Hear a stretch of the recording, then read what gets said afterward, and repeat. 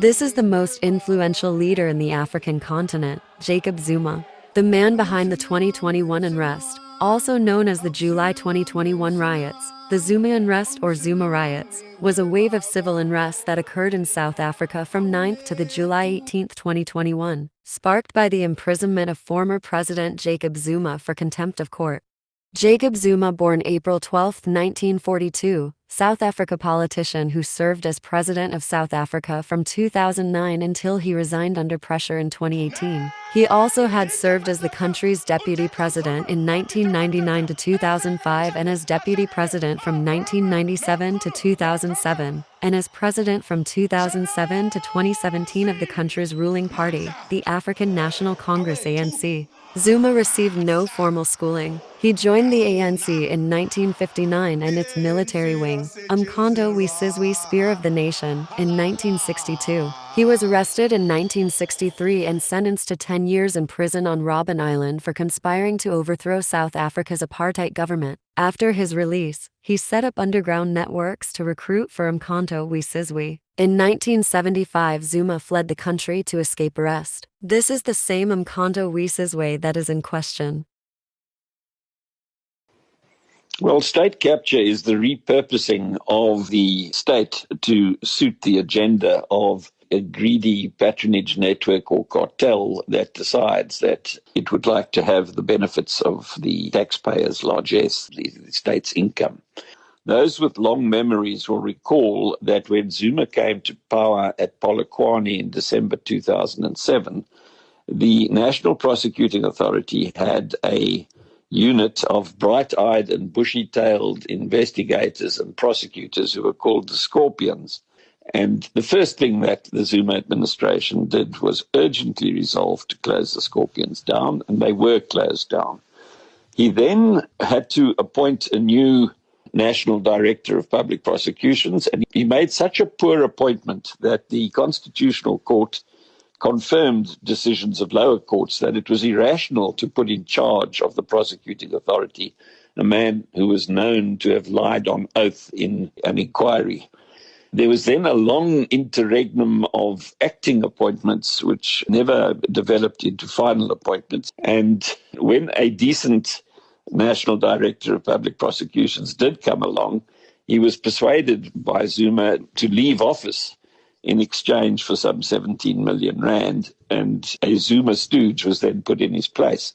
So you will see from the very top of the letterhead, but also through the ranks of the National Prosecuting Authority, the police, the Hawks, all of them have a lot of personnel in place right now as we speak to each other who are there to protect the patronage networks in which Zuma is directly or indirectly involved. Despite being a disgraced former president who was sent to jail for refusing to appear on the state capture inquiry, Jacob Zuma is turning out to be the political wildcard in South Africa's election campaign. This follows his dramatic decision to ditch the governing African National Congress ANC for the newly formed party Umkhonto we Sizwe, meaning Spear of the Nation. The 81-year-old is leading its campaign in the 29 May general election, urging people to turn their backs on the ANC led by his successor, President Cyril Ramaphosa. The two most recent opinion polls suggest that Mr. Zuma's party, known by the acronym MK, is making a huge impact, gaining around 13% of the national vote and 25% in the former president's political heartland of KwaZulu-Natal.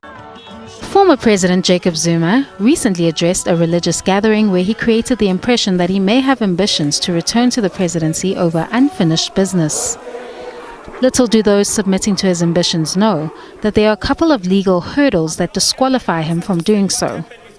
The supreme law of South Africa, the Constitution, eliminates his future plans in two ways. One, Section 88 of the Constitution spells out that no person may hold office as president for more than 2 terms. Zuma has served 2 terms as president. His first term began in 2009, and his second term began in 2014. While he did resign prior to the end of the second term, the term was completed. He resigned in 2018 before his second term was completed. But his resignation meant that the term continued without him, and which is why President Ramaphosa came in and first completed Zuma's term from February 2018 until May 2019. And only in 2019, after the 2019 elections, did he start his first term. So currently he's doing his first term, and then he might go on to his second term after the 2024 elections. Before one can even dream of becoming president, you have to be a member of parliament. The president is nominated and elected from the 400 MPs. Section 47(1)(e) of the Constitution, however, presents another barrier to entry, as the former president was convicted of contempt of court and sentenced to 15 months, which renders him ineligible. Remember, he was convicted and sentenced to 15 months in prison for contempt of court. That prison sentence started in July of 2021 and ended in October of 2022. And that, because it only ended in 2022, he is disqualified for the next 5 years. So he can only become a member of parliament after the 5 years is up, which is about 2028 or 2027. Therefore, if Zuma is disqualified on 2 grounds, what could this latest bid be about? Political analyst Levin Doe thinks the former president is merely trying to traffic votes to MK under the guise that he could ascend to the highest office in the land again. Former President Zuma is aware that he wouldn't be standing for presidency of the country. And what, in my view, is trying to do is to go all out, convince the people that he's still gonna go back so that they should actually vote for his party, Umkhonto weSizwe. And I think he's doing that because he's quite sure that if indeed he tells his supporters that he'll be going back to contest for presidency, that is how he'll be able to get the votes. It is not about whether people are cautious about the constitutional implications. The focus for now, in my view, it's only to ensure that he gets... Despite the supreme law of the land, the Constitution, Jacob Zuma's MK party still insists on him being their only presidential candidate. The only man we are voting for in the MK in these coming elections, officially for the first time to the public, we are unveiling it. It is Jacob Gedlyayihlekisa Mhlanganyelwa Zuma. I must repeat this so that it can sink to everyone. The official presidential candidate of MK, we have resolved, and with this position, we are not engageable. We are not open for any engagements. Don't call us in hotels at night. Don't call us in clubs at night. Don't buy us nice things and try to woo us for any engagements. We are unavailable. The minute you start to open your mouth and say, let's talk on who is going to be a presidential candidate of MK, and you don't mention the name of President Jacob Mhlanganyelwa Zuma, we drop a call. We immediately drop you, we block you. President Zuma is the official face of MK. You will see him all over the country.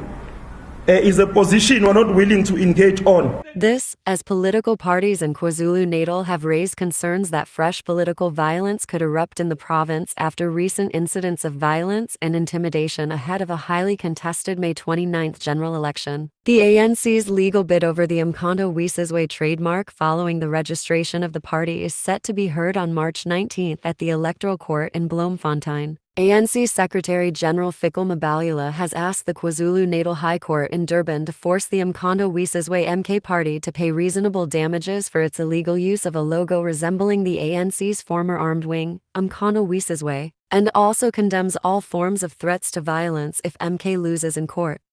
Remove MK on the ballot, remove Zuma on the ballot, there won't be elections in this country. We are saying that in confidence because we have numbers on our side and we are fearless. For these elections to be free and fair, to have Umkhonto weSizwe and Zuma as our choice, we are prepared to lay down on our lives.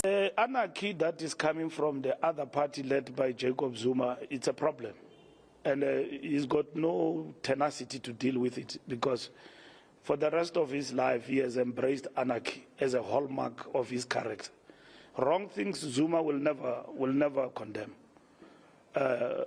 He will allow people to go public and threaten an election and all of that in his name. He will never say you are wrong about doing this and that. Now, the opportunists like the DA are jumping on that bandwagon. Nobody has got the capacity to disrupt this election. Nobody. We are confident in the law enforcement. The riots that took place in this country must never be repeated. In the name of an individual and anarchy, they must be suppressed thoroughly. Even if it means we must take the army out of the barracks, we must do that.